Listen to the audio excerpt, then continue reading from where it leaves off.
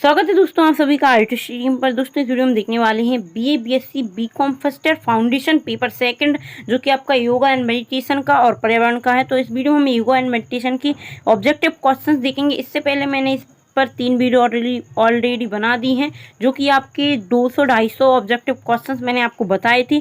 तो वो आप जाकर जरूर चेक करें, लिंक आपको डिस्क्रिप्शन में मिल जाएगी। तो चलिए स्टार्ट करते हैं। ये आपके एक शब्द में उत्तर हैं, जो कि आपको सही विकल्प के रूप में पूछ सकते हैं पेपर में। कुछ क्वेश्चंस रिपीट हुए हैं और कुछ इसमें न्यू हैं जो आपसे पूछ सकते हैं। तो चलिए एक बार इनको भी पढ़ लेते हैं। प्राणायाम अष्टांग योग का कौन सा अंग है? तो चौथा अंग होता है। हठ प्रदीपिका में प्राणायाम को क्या कहा जाता है? कुंभक कहा जाता है। हठ प्रदीपिका में प्राणायाम की कितनी भेद होती हैं? 8 भेद होती हैं। उप प्राणों की संख्या कितनी होती है? तो 5 होती है। कौन सा उप प्राण मृत्यु के बाद भी पान? अष्टांग योग के अंग लिखिए। तो यम, नियम, आसन, प्राणायाम, प्रत्याहार, धारणा, ध्यान, समाधि। यम के 5 प्रकार होते हैं: अहिंसा, सत्य, अस्त्य, ब्रह्मचर्य, अपरिग्रह। इसके बाद नियम के 5 प्रकार कौन कौन से होते हैं? शौच, संतोष, तप, स्वाध्याय, ईश्वर, प्राणिधान। इसके बाद आता है अष्टांग योग के रचयिता कौन है? महर्षि पतंजलि हैं। शरीर की प्रकृति के नाम: वात, पित्त, कफ। हठ योग में हठ का क्या अर्थ होता है? सूर्य या चंद्रमा अर्थ होता है। योग करने से ऊर्जाएं होती हैं।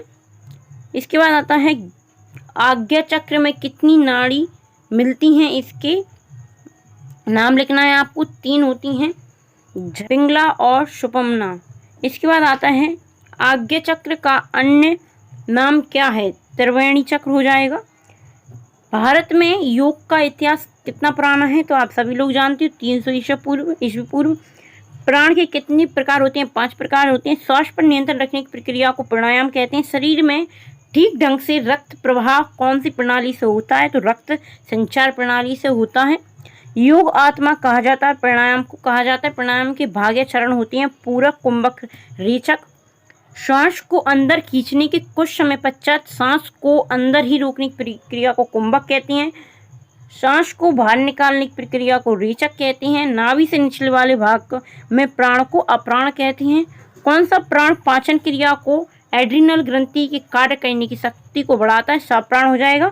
गले से दिल तक को क्या कहा जाता है? प्राण कहा जाता है। श्रीमद् भागवत गीता के अनुसार योग की परिभाषा है योग कर्मसु कौशलम।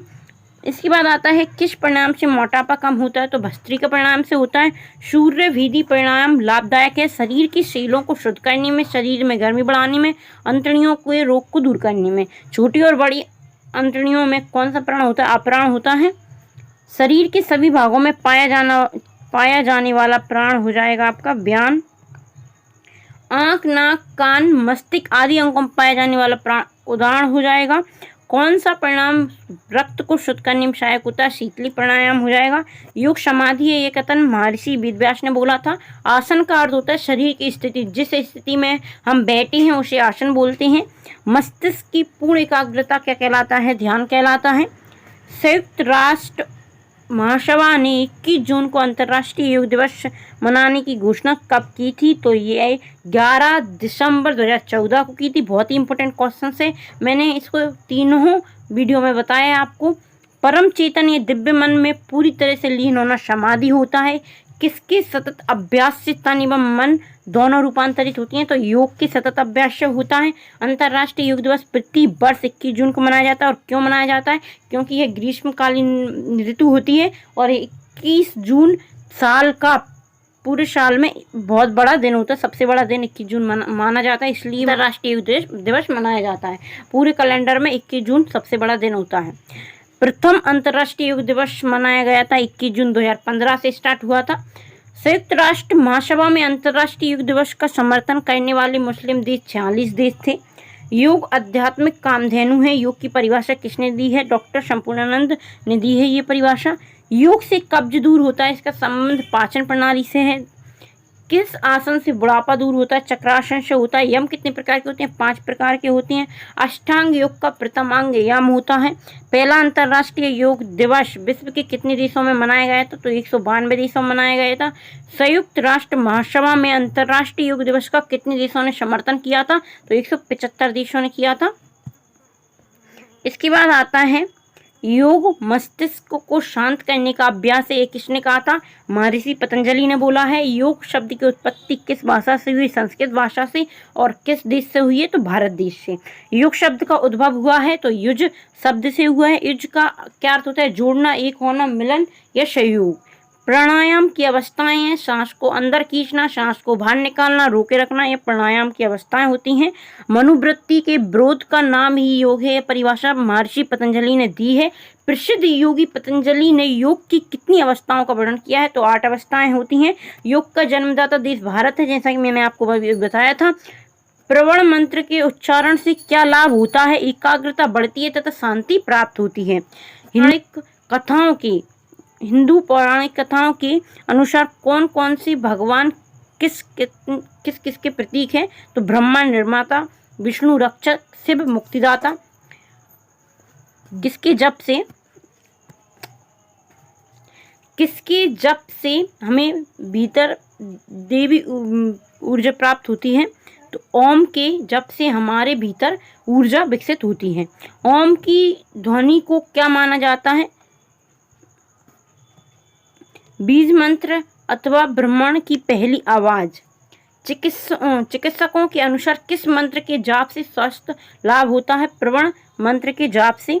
प्रवण मंत्र के जाप से स्वास्थ्य संबंधी लाभ लिखिए। रक्तचाप सामान्य होता है, तनाव उदासी दूर होती है और मानसिक शांति मिलती है। मन का शांत होना जाना जाता है आंतरिक मौन से। अपने मन से उपजने वाली कल्पनाओं व विचारों को काबू करना क्या कहलाता है? संयम कहलाता है। सांस को नियंत्रित करने से सभी को नियंत्रित किया जा सकता है। सांस की गति से हमारी आयु घटती तथा बढ़ती है। जिंदगी का पहला कृत्य क्या कहलाता है? सांस लेना कहलाता है। जिंदगी का आखिरी कृत्य क्या है? तो इसमें हो जाएगा सांस छोड़ना होता है। प्राणायाम करने से हमारे भीतर की नाड़ियाँ खुल जाती हैं तथा उसमें ऑक्सीजन का प्रवाह होने लगता है। गायत्री मंत्र एक छंद होता है। गायत्री मंत्र के 3 पद होते हैं।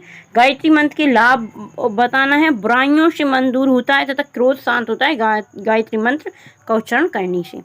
तो यहाँ पे दोस्तों हमने 73 एक शब्द में उत्तर देखे थे। इसके बाद हम देखने वाले हैं यहाँ पे निम्न शब्दों के अर्थ लिखिए।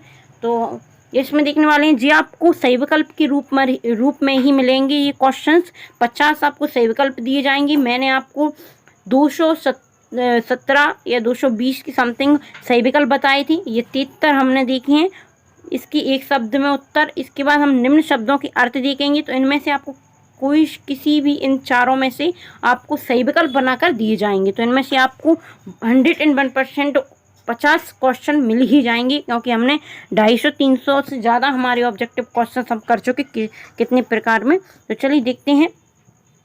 अनैच्छिक जो बिना इच्छा के हो तो अनैच्छिक। कुंभक श्वास रोकना है। प्राणायाम पूरक श्वास लेना। रेचक सांस छोड़ना। ज्येष्ठ बड़ा। प्रवाह गति। निरोध रोकना। अवरुद्ध क्षण सोना कनक। लाघव हल्कापन। शरीरस्थ शरीर में स्थित। हास कम क्षीण तनु। साम्यावस्था संतुलन समरसता। तृष्णा चाह रहा।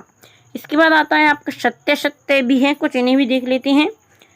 दुखी व्यक्ति से करुणा की भावना से चित्त निर्मल होना होता है सत्य। पापी व्यक्ति की उपेक्षा करने से चित्त निर्मल होता है सत्य। चित्त प्रसादन के 3 उपाय महर्षि पतंजलि ने बताए हैं, तो गलत हो जाएगा, नहीं बताए। ईश्वर की कृपा से समाधि की प्राप्ति होती है सत्य। महर्षि दयानंद ने ईश्वर को सगुण व निर्गुण माना है, सत्य हो जाएगा। चौवार के दर्शन ईश्वर की सत्ता पर विश्वास करता है, असत्य हो जाएगा। ईश्वर क्लेश धर्म विपाक तथा आश्चर्य से परे है, तो ये सत्य हो जाएगा। इसके बाद आता है योग दर्शन में आत्मा को ईश्वर की संज्ञा दी गई है, तो यह सत्य हो जाएगा। तो दोस्तों यहाँ पे हमारा योग एवं ध्यान, तो यहाँ पे हमारा योग एवं मेडिटेशन कंप्लीट होता है सब्जेक्ट। इसमें मैंने आपको पूरे, अगर हम सही ऑब्जेक्टिव क्वेश्चंस जोड़ें, जो मैंने आपको सत्य निम्न शब्दों के अर्थ, एक शब्द के अनेक शब्द, इस प्रकार आपको मैंने बताया है। अगर हम पूरा जोड़ेंगे तो 300 से ऊपर ही आपके सही विकल्प जो कि आपको ऑब्जेक्टिव क्वेश्चंस पेपर में देखने को मिलेंगी, तो वो हमने करे हैं। तो 300 में से 50 तो आपको मिल ही जाएंगी पेपर में। तो चलिए मिलते हैं अगली वीडियो में। अगर दोस्तों अभी तक आपने इसका पार्ट 1 से पार्ट 3 तक इसकी वीडियो नहीं देखी तो वो वीडियो ज़रूर देखें। अगर आपके पास कोई भी 20 नहीं है या कुछ आपने अभी तक नहीं पढ़ा योगा एंड मेडिटेशन का सब्जेक्ट में, तो कोई बात नहीं, आपको मैंने जो क्वेश्चंस करवाए आप वो कर सकते हो, उससे बाहर करने की जरूरत नहीं है, आपको पूरा पेपर में यही मिलेगा। तो चलिए मिलते हैं अगली वीडियो में। अगर वीडियो अच्छी लगी हो तो वीडियो को लाइक जरूर करें, चैनल सब्सक्राइब करना ना भूलें, बेल आइकन प्रेस कर दें ताकि आपको इसी प्रकार के और भी वीडियो का अपडेट मिलती रहे। तो और दोस्तों वीडियो को शेयर जरूर कर दें। तो चलिए मिलते हैं अगली वीडियो में, धन्यवाद।